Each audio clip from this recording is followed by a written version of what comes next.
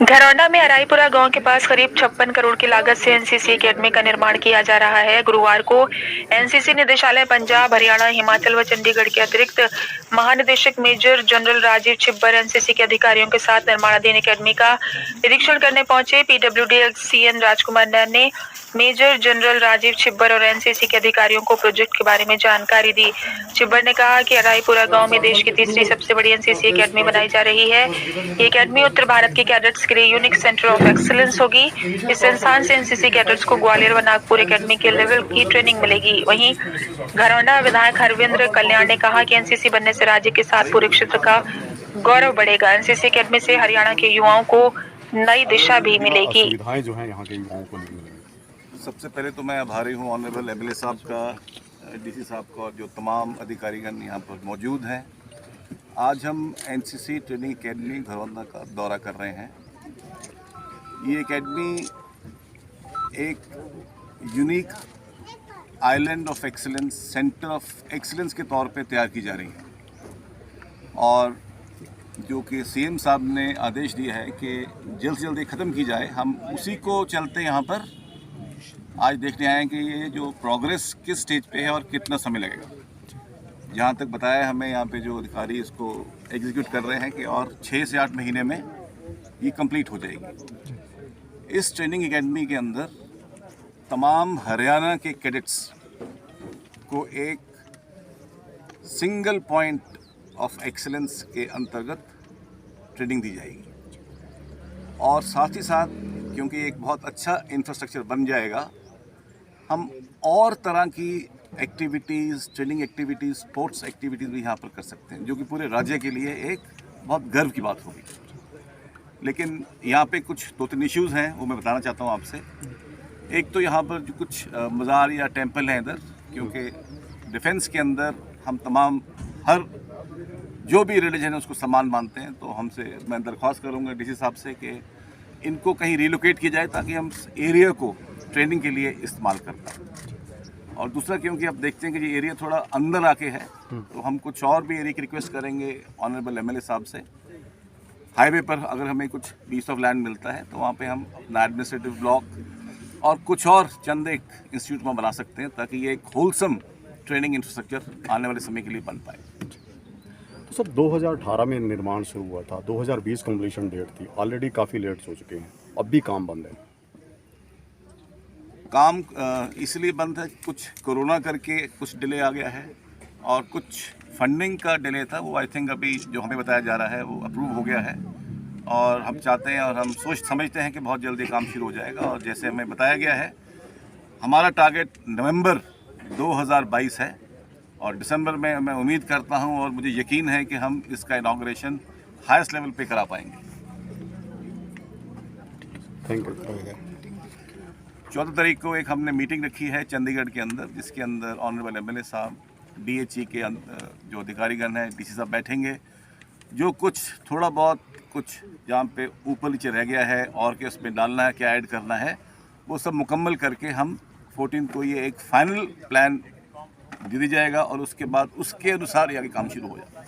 Phase 1 बन चुका है और मैं उनका पूरा समर्थन करता हूँ क्योंकि जो ट्रेनिंग एकेडमी है उसके अंदर तमाम जो इंफ्रास्ट्रक्चर इकट्ठा बनेंगे तभी ट्रेनिंग होगी। ये नहीं हो सकता कि आज ड्रिल ग्राउंड बन गया है, ऑब्स्टिकल कोर्स नहीं है।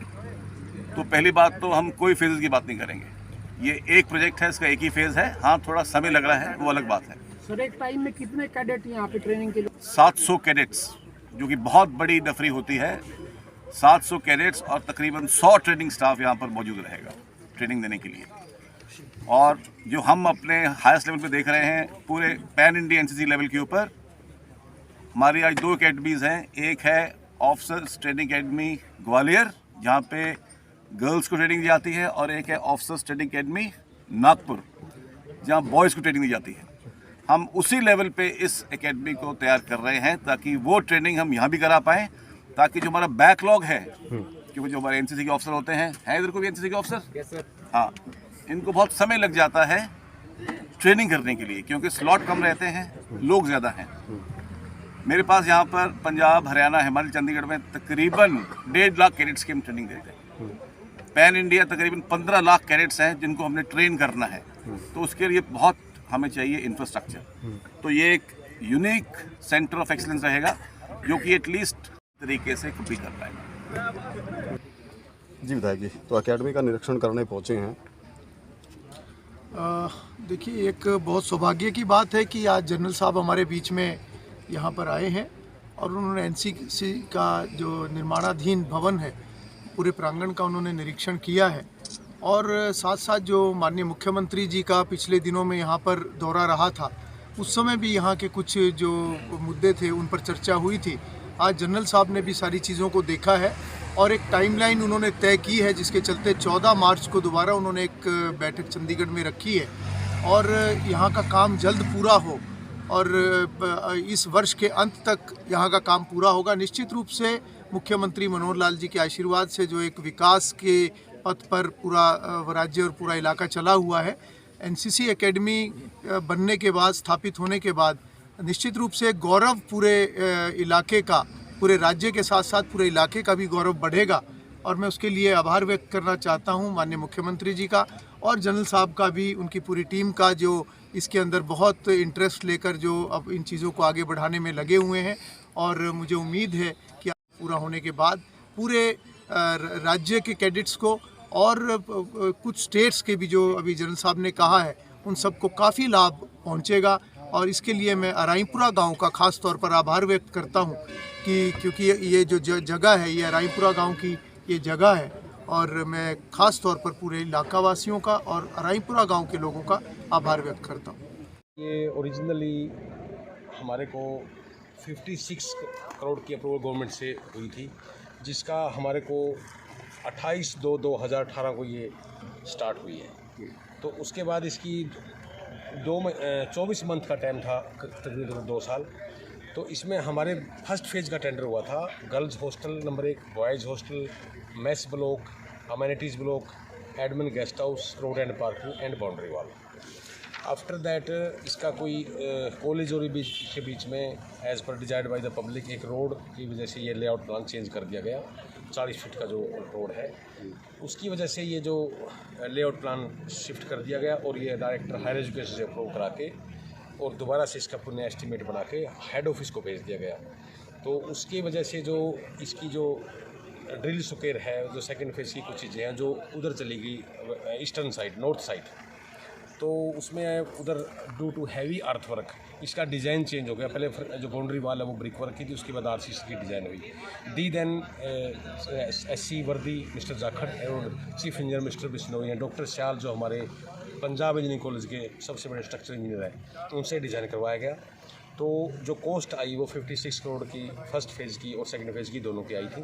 Due to increase of the earth filling and RCC boundary wall, cost of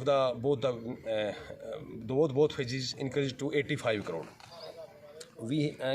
We have hold a meeting with ACS PWD B&R, Alok Nigam and ACS Higher Education Anand Mohan शरण जी। उन्होंने कहा 1 गो में इसको पूरी बिल्डिंग को complete करें। तो हमने इसका एस्टीमेट 85 करोड़ क्लाइंट डिपार्टमेंट को भेजा हुआ है for want of revise administrative approval. After that मुख्यमंत्री हरियाणा ने विजिट किया। They ordered the deputy commissioner and our department both that were to issue the revise administrative and complete the building in 1 go.